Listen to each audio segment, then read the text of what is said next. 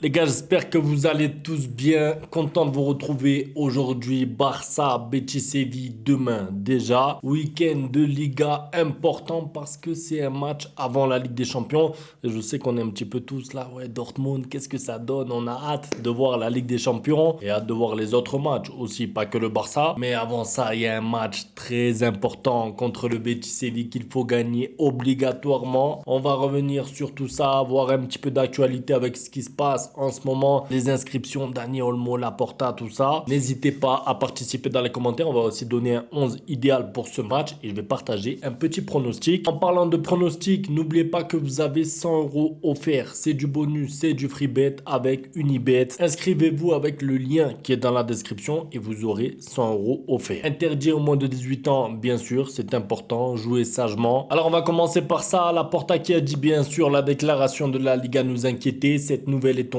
hier avant le match et ce n'était pas une coïncidence. Pour moi, c'est une tentative de déstabilisation de l'équipe et je suis d'accord avec lui. Alors, il y a plein de fois où je critique un peu Laporta sur la direction, sur des mensonges, sur le stade, le Camp Nou qui n'avance pas ou en tout cas qui avance doucement, en retard, plein de choses où Laporta n'est pas irréprochable, mais sur ça, je suis d'accord avec lui parce que le timing, quand même, on va pas me dire que c'est un hasard que cette histoire soit sortie le matin du match entre le Barça et l'Atlético Madrid pour une place en finale. C'est quand même pas un hasard. Maintenant, cette histoire est réglée, ça y est, justice a donné raison au Barça. L'inscription de Olmo et Pau Victor a été faite dans les règles de l'art, il n'y a plus de débat, même si apparemment la Liga veut faire appel et tout, il nous lâche pas. En fait, j'ai vraiment l'impression que le Barça dérange, ça dérange Tebas, ça dérange la Liga. Je pense honnêtement que même Tebas ne s'attendait pas à voir un Barça déjà aussi performant. Je veux pas exagérer, je suis pas en train de dire que c'est le meilleur Barça de la décennie, mais la vérité c'est que être en course en Liga, Coupe du Roi, Ligue des Champions au jour du 4 avril, je pense que Tebas ne s'y attendait pas. Être devant le Real, pardon, en Liga, être favori de Ligue des Champions, même si moi j'aime pas ce mot, je pense que Tebas ne s'y attendait pas et c'est pour ça que peut-être qu'au début ils ont banalisé le fait d'inscrire Olmo, etc.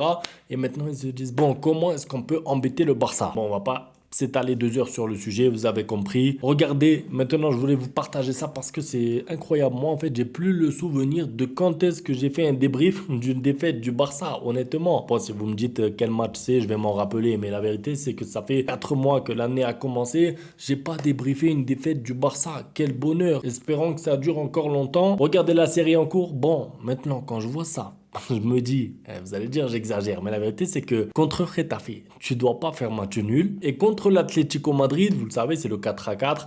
Le Barça mène au score 4-2, donc le Barça aurait dû gagner. Bon, ça veut dire que ça aurait presque été que des victoires. C'est juste incroyable. La série qui est en cours, en plus, franchement, parmi toutes ces équipes, il y a le Real, il y a l'Atlético Madrid, 3 fois. C'est beau, c'est fort, espérons que ça dure. Alors, j'ai retenu 2 phrases des Barcelonais. La première, c'est Koundé. On rêve du triplé, la route est longue, mais on y croit. Et si on continue comme ça, tout est possible. Et l'autre, c'est Frankie de Jong qui a dit: oui, je suis très content de notre situation en tant qu'équipe, mais nous avons encore beaucoup à faire cette saison. Qu'est-ce qu'on remarque? Que les deux ont à peu près le même discours, c'est-à-dire ils sont conscients. Ils sont conscients que oui, ils sont proches du triplé. Oui, tu es à 5 matchs, à 10 matchs, à 15 matchs. Mais la vérité, c'est que la route est encore longue. Parce que j'ai déjà vécu des saisons comme ça, moi, du Barça, où tout allait bien, où tu sens que le Barça peut gagner des trophées. Je vais vous rappeler aussi un peu 2019 rapidement avec la Ligue des Champions, hein. Le match aller contre Liverpool, on se dit tous, ça y est, la Ligue des Champions, elle est pour le Barça. Tu vas jouer contre Tottenham en finale ou l'Ajax, je crois. Le Barça aurait été grand favori. Et puis finalement, en un match, en 2 matchs, tu peux te faire éliminer de la Ligue des Champions. Tu peux perdre la finale de la Coupe du Roi.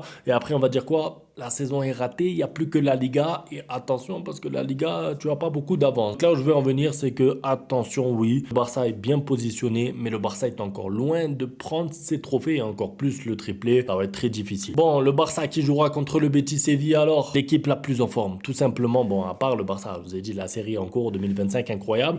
L'équipe la plus en forme de toute la Liga en ce moment, c'est le Betis Séville. Ils n'ont pas perdu un match en Liga depuis début février, donc ça fait 2 mois. Et regardez, ils sont sur une série de 5 victoires d'affilée. Ils ont fait juste un match nul, c'était en Conference League, parce qu'ils avaient fait tourner la moitié, voire même presque toute leur équipe. Je veux dire, c'est une équipe qui tourne bien, c'est une équipe qui vise la qualification en allez, on va dire Ligue des Champions, parce que même s'ils ont un petit retard au classement avec la forme qu'ils ont en ce moment, ils peuvent prétendre à se qualifier. C'est une équipe qui pratique du beau football. Pour ceux qui regardent le Betis cette année, vous savez que ça joue en attaque. Anthony, Isco, bon Isco il sera pas là, hein. Et tant mieux, il est suspendu, mais c'est une équipe qui joue au ballon, c'est une équipe qui se crée, qui se procure des occasions. Maintenant, j'avais dit ça à la base, l'Atlético Madrid, je pensais qu'ils allaient jouer l'attaque. Au final, ils ont eu un tir en 45 minutes contre le Barça. Bon, ça n'a rien à voir, c'est pas le même style du tout, mais le Betis Séville, attention, danger. Parce que quand on voit le classement de la Liga comme ça, on sait que le Real joue avant le Barça contre Valence à domicile. Voilà, je vais pas m'avancer, mais je pense que le Real Madrid va gagner son match. C'est-à-dire qu'au moment du coup d'envoi entre le Barça et le Betis, tu as de la pression. Tu es obligé d'enchaîner, tu es obligé de gagner ton match. C'est pas le moment de faire tourner. Je sais qu'il y a Dortmund après, mais en fait Dortmund c'est sur 2 matchs. Tu as plus de marge de manœuvre, je trouve, contre Dortmund qui n'est pas en bonne santé cette année. Moi, ils me font pas peur, Dortmund. Alors que le Betis Séville, t'es pas à l'abri de perdre 2 points, de faire un match nul, de te faire accrocher. Et ensuite, l'avance que tu avais en Liga va fondre. Donc comme dit Hansi Flick, parce que c'est ce que j'aime aussi chez Hansi Flick, c'est que quand on lui a dit alors le triplé, alors la finale contre le Real, on lui pose des questions pour la finale contre le Real, il a répondu moi je veux rien savoir, Betis, Betis, Betis. Il a répondu ça mot pour mot. Pourquoi? Parce que match après match, c'est comme ça que tu vas finir de construire ta grosse saison. Parce que si tu penses déjà au Real, à la finale et tout, entre temps il se passe quoi? Tu peux te faire éliminer de Ligue des Champions, tu peux perdre des matchs, des points en Liga. Le but c'est de faire comme Hansi Flick, prendre match après match. Et pour l'instant, le match qui arrive, c'est le Betis. Alors un petit mot pronostic, la victoire du Barça est cotée environ à 1,30. Encore une fois, ça me semble pas pertinent de jouer les victoires pour ce match-là. Je vous ai dit d'ailleurs, pour tout ce qui est pronostic, ça se passe avec une ibet. Vous aurez 100 € offerts, 100 € de free bet, ça vaut le coup, surtout si vous voulez tenter un coup un petit peu difficile.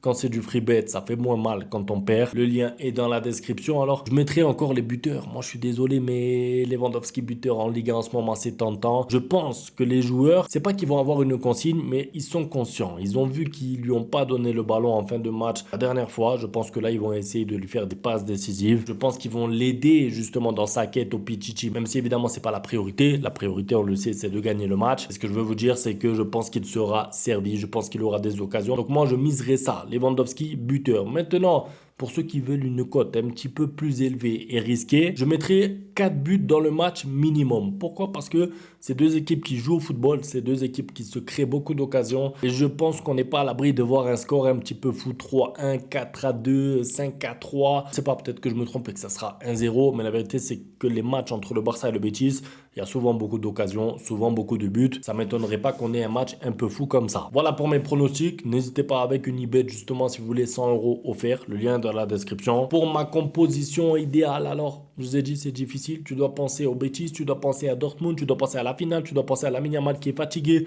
à Koundé qui fait que enchaîner. C'est difficile, mais tu es obligé de mettre un 11 plus que compétitif. Et pour ça, le 11 que j'aimerais voir, c'est celui-là. Koundé, Araujo, Inigo, Balde à gauche, un milieu Pedri, De Jong et Fermin Lopez et une attaque composée de Ferran Torres, Rafinha et Lewandowski. Oui, pas de Lamine Yamal. Parce que autant Koundé, je pense qu'il peut enchaîner. Parce que oui, c'est vrai qu'il a joué beaucoup de matchs, mais vous savez que le physique de Koundé, on peut pas le remettre en question. Mais Lamine Yamal, ça y est, il faut faire une petite pause. Juste un match, petite pause. Ensuite, il enchaînera Dortmund, les matchs là-bas, à l'extérieur en Liga. Le match retour contre Dortmund, il n'y a pas de problème. Mais là, une petite pause s'impose pour Lamine Yamal. Il a beaucoup joué, il a pris un tacle assassin par l'anglais. Maintenant, entre ce qu'on dit nous et la communication entre Hansi Flick et Lamine Yamal, il y a souvent un monde d'écart. Donc on suivra tout ça. C'est tout pour la vidéo. En tout cas, on se retrouve demain pour le débrief du Barça juste après le match. Merci à tous pour les commentaires comme d'habitude. À demain. Ciao. Bang, bang, bang, bang, good boy. Ustedes pueden aceptar mi negocio o aceptar las consecuencias. Plata o plomo.